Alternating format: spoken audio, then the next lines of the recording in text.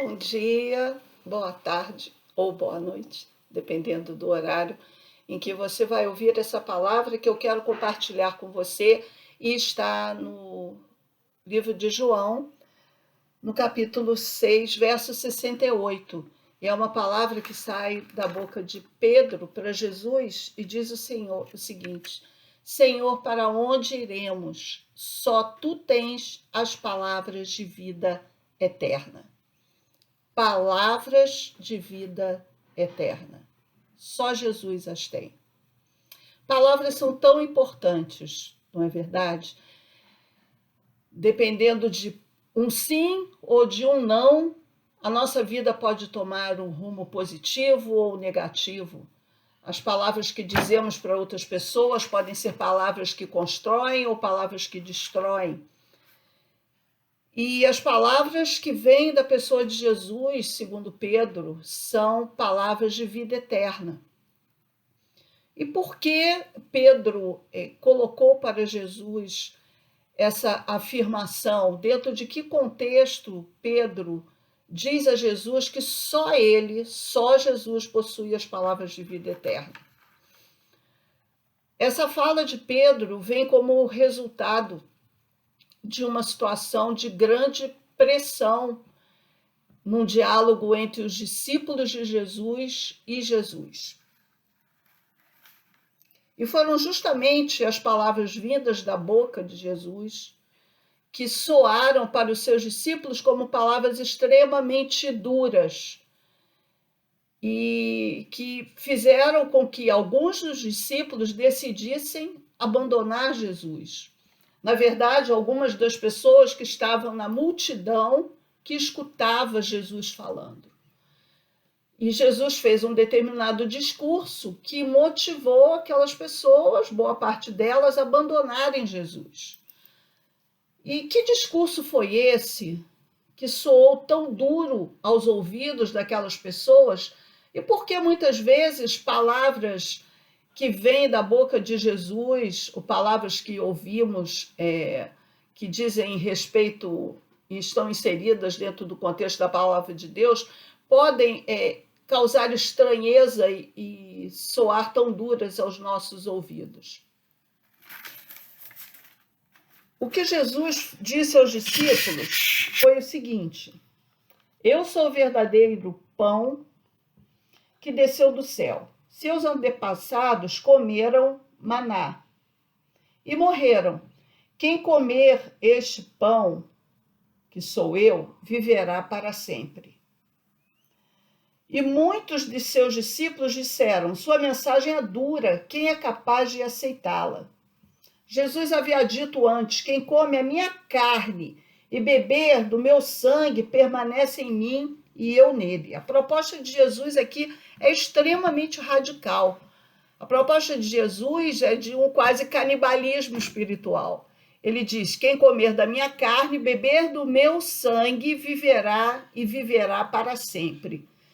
E por que será, além do soar realmente muito chocante, comer da carne e beber do sangue, mas o que estava embutido, na verdade, nesse movimento daqueles homens de saírem de perto de Jesus e abandonarem a Jesus? Primeiro, como eu já disse, o radicalismo da própria proposta feita por Jesus. O que Jesus buscava era ensinar aqueles discípulos algo muito especial. Jesus procurava falar acerca da importância da intimidade, da comunhão entre eles e a sua pessoa, a pessoa de Jesus.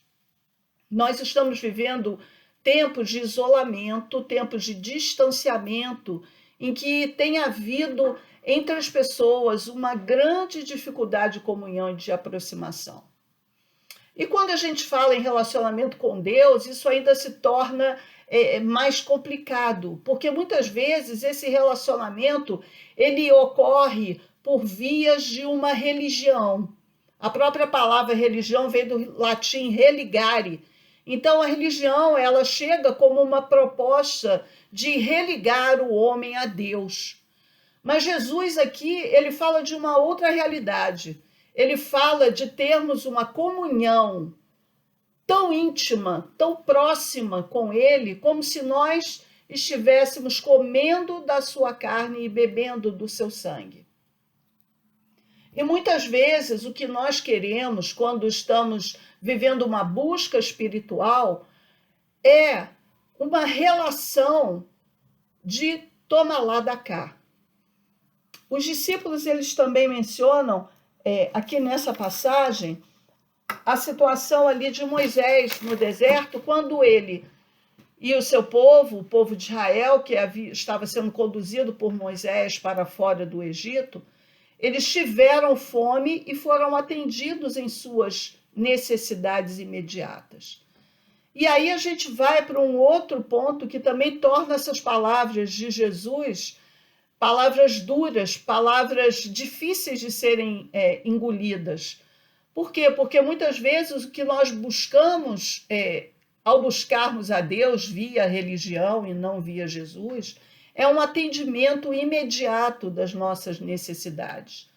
O que aconteceu ali no deserto? No deserto, em um determinado momento, o povo teve fome, pediu a Deus por alimento e Deus mandou o maná.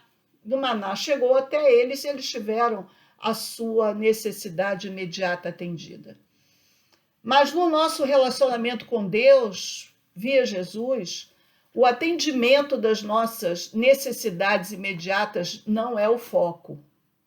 Porque o foco é um relacionamento que nos leve em direção à eternidade.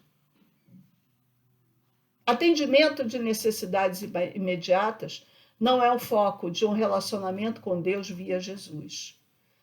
É, sim, o atendimento das nossas necessidades existenciais mais profundas. O foco é que Jesus atenda ao mais íntimo do seu interior, em termos de clamor pessoal. E é isso que torna para os discípulos esse discurso de Jesus tão duro. Porque, na verdade, o que aqueles homens querem, o que muitos querem quando buscam a Deus através da religião, é um atendimento de necessidades imediatas. E que discurso duro é esse, que é um discurso que fala de relacionamento e comunhão com Deus, de caminhar com Deus de uma maneira tão próxima que é como se ele fizesse parte de nós e nós fizéssemos parte dele.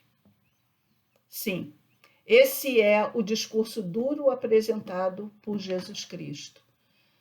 E esse é um discurso que soa até hoje aos nossos ouvidos como um discurso extremamente duro, porque nós não queremos nos aprofundar nas nossas relações, nem uns com os outros, e muito menos na nossa relação com Deus.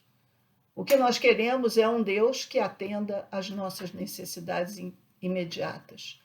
Mas o que Deus quer conosco é sim cuidar de nós, é sim atender às nossas necessidades, mas é muito mais do que isso. Ele quer caminhar lado a lado conosco. Ele quer ser pai que abraça, que cuida, que troca, que se relaciona, que se aproxima, que traz respostas às nossas questões. Ele quer uma relação dinâmica de comunhão diária conosco. E desde o Éden, o homem, ele se furta a esse relacionamento. Ele se esconde desse relacionamento. Ele tinha tudo para viver momentos verdadeiramente idílicos em uma natureza perfeita criada por Deus, em que ele tinha acesso direto a Deus todos os dias na viração do dia. Mas ele prefere abrir mão disso. E até hoje a gente faz isso. No fundo, nós somos fugitivos. Nós fugimos desse relacionamento com Deus.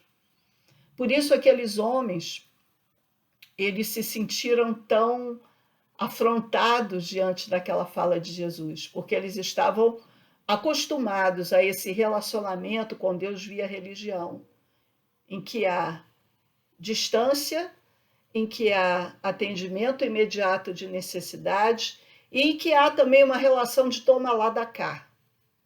Eu dou alguma coisa para a divindade, para que a divindade me retorne de uma determinada maneira.